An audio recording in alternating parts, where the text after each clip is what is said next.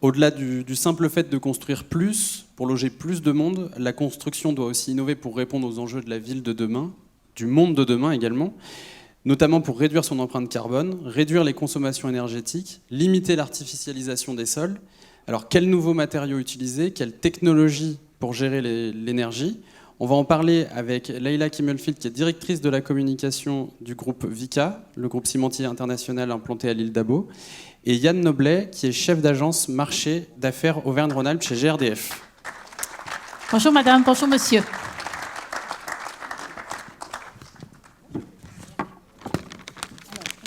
On va juste désinfecter les micros. Cette fois, on va y penser.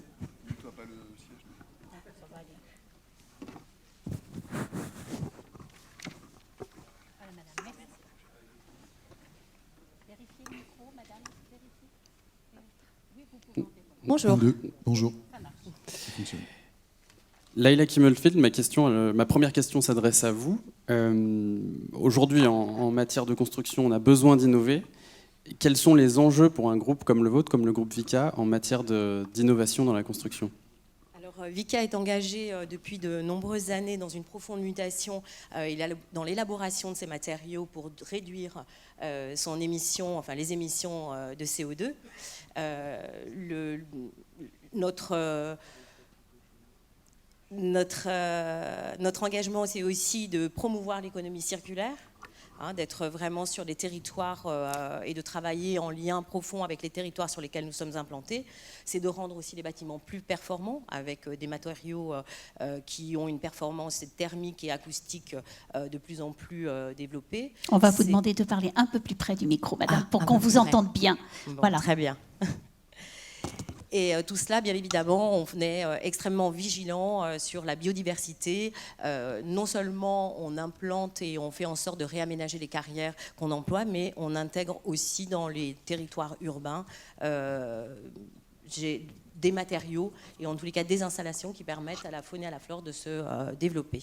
Alors peut-être pour qu'on comprenne bien les activités du groupe Vicat, il serait intéressant de rappeler un petit peu les produits que vous vendez à travers le monde, donc qu'on fasse la différence en tout cas entre le béton, le ciment et les granulats. Oui, alors je veux bien, j'avais une petite présentation, je ne sais pas si elle est disponible. On va vous donner. Ah, super. Voilà, vous avez le retour ici. Génial. Voilà, le vert pour Suivant avancer, pour le vert. le rouge pour... Voilà. Bon, alors on va avancer très très vite, même si... Le bouton vert, celui-ci. Non, ça c'est le Ah, celui-ci. Donc Vicat, c'est vrai qu'on repartait dans l'idée de vous présenter Louis Vicat, donc l'inventeur du ciment en 1817. Aujourd'hui, Vicat, c'est une entreprise familiale qui est gérée depuis 7 générations par les descendants de Louis Vicat. Je vais assez vite parce que les chiffres sont assez parlants, implantés dans 12 pays. Aujourd'hui, on a 3 activités principales, le ciment, le béton et le granulat. Et j'en arrive, donc bien évidemment, une implantation dans 12 pays, 6 zones. Et voilà, pour répondre à votre question, Voilà je voulais les vite arriver définitions. sur cette slide qui vous permettra de comprendre un petit peu ce qu'est le ciment. Donc, dans l'idée, le ciment, c'est vraiment un mélange d'argile et de calcaire qu'on fait brûler dans nos cimenteries et qu'on développe avec une chaleur. Excusez-moi, je suis un peu émue par cette première présentation pour Vicat. Non, prenez tout votre temps pour nous expliquer cet aspect technique. Donc, les cimenteries brûlent ces 2 matières à 1450 degrés et c'est à ce moment-là, effectivement, qu'on développe et qu'on diffuse du CO2 par les cheminées des cimenteries. Donc, cette combustion permet d'obtenir du clinker. Ce clinker, c'est les petits granulats. Alors ça, c'est le pointeur, c'est ça ? Non, le pointeur, c'est le vert. Alors, j'ai été trop loin. Le vert pour avancer. Voilà. Et le pointeur, c'est celui-ci. Voilà. Ah, voilà. Ah non, je ne vois là, plus. Vous pointerez l'écran. Il faut À vous mettre l'écran, debout du coup, alors, pointer je vais me mettre debout maintenant. Voilà. Je suis désolée, c'est un peu magique là d'un coup pour moi. Alors, du coup, vous voyez, le clinker, en fait, quand il sort de la cimenterie, il a ce volume-là, et l'idée, c'est vraiment de le réduire en poudre. Ensuite, on y ajoute, avec le ciment, des ajouts comme la pouzzolane, comme d'autres ajouts qui permettent donc de fabriquer le ciment. Le ciment, on y ajoute des granulats et du sable, et on obtient du béton. Le béton, bien évidemment, c'est cette matière qui est liquide et qui est transportée dans des camions toupies. Alors là, on a un camion oxygène qui roule au biogaz et la toupie est électrique. Tout ce cheminement, c'est pour vous expliquer que Vicat, dans toute sa chaîne de valeur, travaille pour réduire ses gaz à effet de serre. Alors attendez, parce que vous avez parlé d'émissions de CO2. Oui. Et alors là, quel type d'innovation vous développez pour réduire cet impact? J'y arrive. Donc on a déjà en premier lieu du béton bas carbone. Le béton bas carbone, comme je vous l'ai expliqué sur la slide d'avant, le clinker, c'est vraiment la matière qui produit le plus de CO2. Donc en réduisant cette matière, eh bien, on va pouvoir produire du béton et du ciment bas carbone. Donc aujourd'hui, on a des premières réalisations, dont le lycée là à Misieux, qui est réalisé donc, dans une gamme qu'on a développée au sein de Vicat qui s'appelle la gamme DK. D'autres produits. Donc, on travaille aussi sur du béton à base de granulats de béton recyclé. Donc, ce béton recyclé à partir de béton recyclé, on s'en est servi à la confluence pour un cheminement piéton, donc le champ nord. L'intérêt du granulat recyclé, c'est qu'en fait, c'est du béton. Je reprends mes petites notes pour ne pas vous dire de bêtises, comme ça vous pourrez me questionner plus tard. On déconstruit des constructions, on récupère le béton, on le réduit, on le concasse. On le concasse et on le réduit de nouveau en granulat et on s'en sert de nouveau pour refaire un nouveau béton. Donc vos recherches, elles possèdent tout un volet sur le recyclage du béton en produisant ces granulats recyclés. On parle beaucoup aussi d'imperméabilisation des sols aujourd'hui. C'est un vrai enjeu pour la construction et on en a parlé tout à l'heure entre est-ce qu'on densifie, est-ce qu'on choisit l'étalement urbain. Est-ce que vous pouvez nous parler du béton drainant qui est l'une des innovations du groupe Vicat? Alors, j'allais vous parler de carbonatation avant. C'était pour vous expliquer tout à l'heure par rapport au béton recyclé à partir de béton, de granules recyclés. L'idée, c'est qu'aujourd'hui, chez Vicat, on est en capacité à recarboner du béton.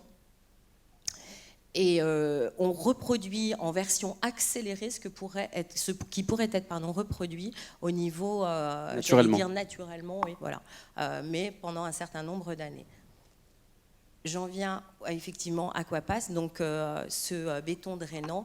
L'intérêt, c'est qu'il permet, alors je pense que tout le monde s'en rend compte, quand on est sur du béton imperméable, les circulations par les jours de pluie intense sont souvent inondées, ça sature les réseaux existants.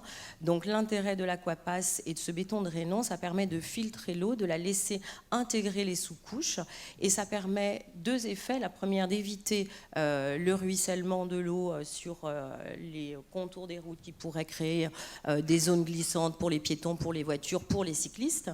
Et ça lutte aussi contre les effets, les îlots de chaleur, puisque par grande chaleur, ces eaux qui sont concentrées dans ces terres-là peuvent ressortir. Parce qu'elles sont stockées dans une sous-couche, c'est ça Exactement. Le principe? Tout à fait. Du côté des bâtiments à usage d'habitation, parce que là on a parlé donc beaucoup de béton qu'on utilise pour l'urbanisme de la ville, est-ce que pour les bâtiments à usage d'habitation, le groupe Vicat développe également des bétons spécifiques? Alors tout à fait, on développe en particulier des matériaux et des systèmes constructifs qui ont des fonctions d'isolation, comme le Bio6, ce qu'on a appelé, donc c'est un béton biosourcé à base de chenevotte, c'est donc les tiges du chanvre qui sont mélangées à du ciment prompt et qu'on peut livrer sous forme de blocs, et on les monte un peu comme des Lego, comme vous le voyez là sur cette slide. On mélange aussi aujourd'hui du béton de bois, donc c'est des copeaux de bois, du ciment et des cailloux, et on est les premiers fabricants aujourd'hui de béton de bois en centrale à béton avec transport en toupie, pour modifier le moins possible les fonctionnalités dans les chantiers, les habitudes. Et on a aussi mis en œuvre pour la première fois à Lyon ce béton de bois au puce du canal. Voilà. On a aussi un système mixte bois-béton, qui s'appelle... Ah pardon, j'ai oublié de vous montrer cette photo, effectivement. C'est notre essai de béton de bois au puce du canal. Et on a donc un système constructif bas carbone. C'est bois-béton et c'est un mélange, c'est ce qu'on a appelé Siscobat, et il se compose donc de panneaux préfabriqués en bois qui incluent donc une isolation et une structure béton. Alors, au-delà des matériaux utilisés pour construire aujourd'hui, les acteurs de la construction planchent sans cesse sur de nouveaux modèles de gestion de l'énergie. C'est le cas par exemple de GRDF, qui a lancé un nouveau projet d'entreprise pour les années à venir, orienté sur l'accompagnement de la transition énergétique avec un réseau adapté et des collaborateurs mobilisés en faveur de l'efficacité énergétique et d'un gaz à terme 100% renouvelable. Yann Noblet, justement, chez GRDF, sur quelles alternatives plus propres vos équipes planchent pour développer des alternatives au gaz de ville? Alors, bonsoir à tous. Ma réponse sera de deux types, mais je voudrais faire un petit rappel, et puis je m'adresse en ça Parlez bien dans le micro, s'il vous aux plaît. constructeurs de bâtiments. On parle beaucoup du gaz dans la RE 2020, comme vous le savez, et on entend quelques idées un peu fausses sur le sujet. Je voudrais juste rappeler que dans la maison individuelle, le gaz n'est pas interdit. Il est en revanche contraint par des seuils d'émissions de gaz à effet de serre, voilà, qui ne lui permettent pas d'exister seul. Donc ça m'amène à au premier type de technologie qu'on développe en partenariat avec les industriels. On va travailler sur l'hybridation de systèmes, pour ceux qui connaissent, notamment la chaudière hybride, en particulier pour la maison individuelle, donc qui fait appel à l'énergie électrique et gaz, et qui permet d'être utilisé selon soit un principe de rendement des énergies, soit un principe de coût. Voilà. Et donc d'utiliser ces énergies en fonction de leur rendement ou alors du meilleur coût au moment où on les utilise.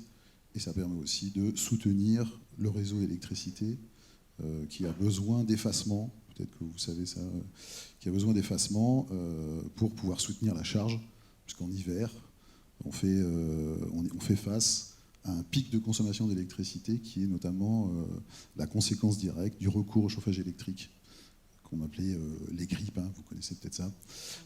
Voilà. Donc c'est un système, là on est plutôt sur la technologie de la solution.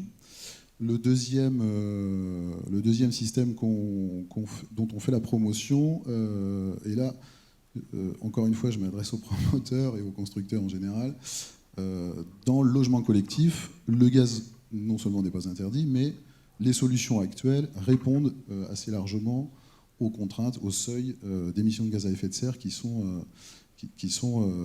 publiés dans la RE 2020. Voilà. Ils sont réglementaires. C'est ça, des seuils réglementaires. Bon, une fois qu'on a dit ça, évidemment, on n'est pas dans une perspective où il va falloir utiliser ou faire la promotion du gaz naturel à moyen long terme. C'est pour ça qu'on accompagne la filière de production des gaz verts.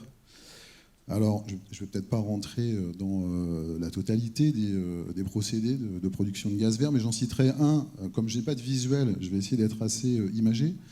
Et l'image est assez simple dans ce domaine-là. Donc ça s'appelle la méthanisation. Il s'agit de produire un gaz vert qui est du biométhane. Alors comment on obtient cette méthanisation? Simplement en recyclant les déchets, c'est-à-dire les déchets organiques. Donc on met les déchets organiques sous cloche, dans un énorme digesteur. Donc l'image est assez simple finalement, puisque vous êtes peut-être en train de méthaniser votre déjeuner en ce moment. Voilà. C'est un énorme estomac, finalement, qui digère la matière, voilà, et qui produit du CH4. D'accord, Voilà. donc vous allez aller jusqu'à... La molécule de méthane, donc. Voilà. La métaphore, vous la continuez jusqu'au bout ou... Non, on s'arrêtera là. Il y a beaucoup d'exploitations. Je vous épargne les autres métaphores. Il y en a encore beaucoup. Mais voilà, non. Simplement, en tout cas, un gaz est produit et il est vert. Il est vert, il est produit localement, puisqu'il est produit à partir des déchets organiques, donc des déchets ordures ménagères organiques, à partir des bouts de stations d'épuration. Voilà. Là, je n'image pas, c'est assez clair. Des déchets agricoles, les effluents d'élevage. Oui, il y a plusieurs exploitations agricoles aujourd'hui qui font des unités de méthanisation. Oui, il y en a une qui commence à être connue, qui s'appelle Métamoly, C'est ça. et qui est à Saint-Denis-sur-Coise. Pour ceux qui connaissent, bon, c'est Je vois que certains lèvent la main. Et la production est assez importante. J'avais été assez bluffée des chiffres quand même. Oui, la production aujourd'hui, on produit en France 6 TWh de biométhane. Alors 6 TWh, évidemment, ça ne parle pas. Pour donner un équivalent, ça représente l'alimentation d'1 450 000 logements en chauffage gaz sur une année. Sachant qu'aujourd'hui, bon an, mal an, on construit à peu près 300 000 logements en France par an. Donc on a déjà largement la capacité de couvrir ce qui se construit en neuf par an en France, avec simplement cette production. Donc il va falloir rajouter une poubelle de tri pour les... Alors je crois que c'est déjà le cas. Ouais. C'est déjà le cas, puisqu'il me semble qu'il y a un pilote, mais ça, la métropole de Lyon en parlerait mieux que moi. D'accord. Il y a un pilote sur la ville de Lyon qui est dans le 7e arrondissement, mais c'est uniquement du compost. Oui, oui. Il y a Voilà. même un petit triporteur qui récupère les déchets organiques ça. auprès des restaurants. C'est ça. Voilà. Donc c'est développé un peu dans toutes les villes de France de manière un peu, pas forcément sur le même modèle. Ce que je sais, c'est que sur le 7e arrondissement de Lyon, le pilote essentiellement fait du compost, donc du retour à la terre directement. Une partie seulement, qui est assez faible, est fléchée justement sur Métamoly, voilà, pour faire de la méthanisation. Qu'est-ce que ça change pour l'utilisateur final des logements, les différentes offres que vous avez, enfin en tout cas les différentes innovations que vous avez présentées? Qu'est-ce que ça change pour l'utilisateur final? Je pense notamment en termes de prix. Alors, peut-être avant le prix. En termes d'usage, en fait, le biométhane, il s'agit de produire la molécule de CH4, qui est exactement la même que celle du gaz naturel. La seule différence, c'est qu'elle est produite de manière renouvelable. Donc, ça ne change absolument rien pour les usagers. C'est-à-dire qu'ils n'ont aucune modification à réaliser sur leurs appareils. Ils fonctionnent exactement de la même façon. Donc, c'est un intérêt quand même économique majeur, puisqu'il s'agit justement... Il ne faut pas changer tous les équipements. Voilà, on ne réinvestit pas dans des appareils. De ce point de vue-là, le coût est neutre. Voilà. Ensuite, bon, effectivement, il y a un petit surcoût encore que ça dépend si on est un particulier ou si on est un gestionnaire de patrimoine, par exemple. Donc si on est un particulier, on peut trouver des offres aujourd'hui sur le marché à un coût équivalent ou à un prix équivalent à celui de l'énergie conventionnelle gaz naturel. Voilà. En tant que particulier. Pardon, allez-y, je vous en prie. Terminez. En tant que professionnel, quand on est gestionnaire d'un parc immobilier, hein, comme ça peut être le cas pour des collectivités locales ou des bailleurs sociaux, on fonctionne par appel d'offres. Il n'y a pas forcément d'offres disponibles sur les sites des fournisseurs. Et donc, ils répondent en fonction des appels d'offres. Ce qu'on a pu observer, c'est quand même des surcoûts très limités, puisque l'exemple que j'ai en tête concerne la ville de Lyon, qui vient de finir son appel d'offres, qui a eu une réponse pour verdir 25% de son patrimoine sur la ville de Lyon avec du gaz vert, et qui a obtenu un surcoût de 3%. Voilà. Alors, on parle de surcoût, mais ce surcoût-là, au-delà du surcoût par rapport à l'énergie conventionnelle, il est plus pertinent de le comparer à un surcoût qui serait mettre en place un autre système que celui-là. Donc là, ce ne serait pas 3%, mais je pense bien beaucoup plus. Voilà, parce qu'il faudrait des technologies additionnelles qui nécessitent des travaux, des achats de matériel, qui forcément ont une conséquence sur le coût qui est, je pense, bien supérieur à 3%. En dehors du neuf, comment la consommation de gaz renouvelable évolue-t-elle? Alors, la consommation de gaz renouvelable, elle évolue en fonction des usages, ou plutôt même des segments de marché, on va dire comme ça. Tout à l'heure, on a vu passer un magnifique toupie oxygène qui fonctionne au gaz naturel, au GNV. Voilà, si elle fonctionnait au bio-GNV, elle serait complètement renouvelable. Alors, du coup, j'en profite pour faire le petit appel. Si vous en profitez, je vais être obligée de parler de nouveau de Bio6 avec la Chenevotte, qui permet de régler aussi les problématiques de chaleur et d'humidité dans les appartements. C'est ça. Bon, alors, du coup, évidemment, c'est un petit appel du pied, mais je sais que sur la métropole de Lyon, par exemple, Il y a aussi la station d'épuration de la Fessine qui produit du gaz vert. Ce gaz vert est entièrement fléché sur les bennes à ordures ménagères de la métropole. Donc les bennes à ordures ménagères de la métropole de Lyon fonctionnent entièrement au bio-GNV, donc avec une énergie propre. Voilà. Après, sur l'industrie aussi, les garanties d'origine biométhane sont éligibles à l'industrie, donc ça permet aussi aux industriels de décarboner, de développer leur les production. usages. Voilà. Et ensuite, ce sont tous les... c'est l'exemple de la ville de Lyon, mais il y a aussi Villefranche-sur-Saône, qui consomme 100% de gaz vert pour ses besoins, pour le besoin de ses bâtiments communaux. Voilà, donc voilà. Et on a de plus en plus de demandes de ces fameux gestionnaires de patrimoine qui souhaitent verdir leur parc sans avoir à modifier techniquement toutes les solutions qu'ils ont en place. Il y a un dernier gaz dont vous n'avez pas parlé, qui fait en revanche parler de plus en plus de lui, notamment dans le transport. On l'a beaucoup vu sur le transport, mais c'est l'hydrogène. Et est-ce que vous avez des perspectives avec l'hydrogène pour le logement ? Alors oui, on en a. Alors elles sont plutôt de l'ordre du moyen-long terme. Aujourd'hui, c'est encore les recherches sont naissantes. Oui, c'est un peu autant la méthanisation, même si c'est une filière naissante, elle est quand même aujourd'hui Il y a des exemples bien en place concrets. avec des perspectives exponentielles.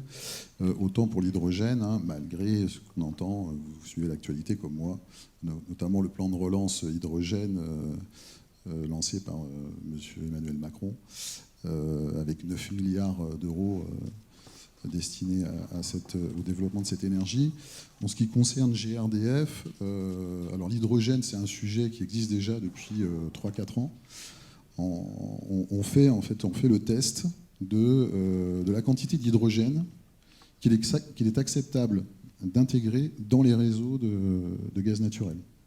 Donc il y a un test sur un pilote qui s'appelle GRID, G-R-H-Y-D, et qui est à Dunkerque, et qui a permis de montrer qu'on peut intégrer 20% d'hydrogène dans le réseau de distribution. Alors, donc fort de ce projet et de ses résultats, GRDF a créé une direction hydrogène avec des objectifs de développement de cette énergie et de transport de cette énergie à terme, que nous, on intègre dans un des gaz verts, comme il en existe d'autres, dans le réseau de distribution. Parce que, pour le coup, l'hydrogène est plus vert que la méthanisation ou rien à voir ? C'est pas forcément plus vert. Aujourd'hui, il faut savoir que l'hydrogène, il est à 90% fossile. Ce qui coûte cher aujourd'hui, c'est la production en fait, de l'hydrogène vert. Alors le moyen, disons, le plus efficace qui a été identifié aujourd'hui, c'est ce qu'on appelle l'hydrogène par l'électrolyse de l'eau. Donc avec de l'électricité plutôt intermittente, c'est-à-dire par exemple quand des panneaux photovoltaïques ou des éoliennes produisent de l'électricité quand personne n'en a besoin, on peut récupérer cette électricité et la stocker sous forme d'hydrogène par électrolyse de l'eau. Voilà. Et donc ça devient de l'électricité verte. Alors nous, aujourd'hui, on développe ces pilotes-là parce que l'hydrogène, pour l'instant, on le mélange avec du CO2, du gaz carbonique, pour en faire du CH4. Et on fait du méthane de synthèse. Voilà, donc on est à la fois sur la filière production, et puis on sera présent aussi sur la distribution. Et en termes de coût ? Aujourd'hui, c'est cher. Bon. Je ne peux pas vous donner d'ordre d'idée, mais c'est bien le problème aujourd'hui, c'est que cette production-là, ce coût de production est très élevé, et c'est d'ailleurs pour ça que c'est appuyé par les pouvoirs publics, et notamment financé en partie par les pouvoirs publics. Merci beaucoup, Madame, Monsieur, d'avoir participé à cette table ronde. Merci de votre On accueil. remercie la directrice de la communication du groupe Vicat et Monsieur Noblet, chef d'agence marché d'affaires Auvergne-Rhône-Alpes chez GRDF.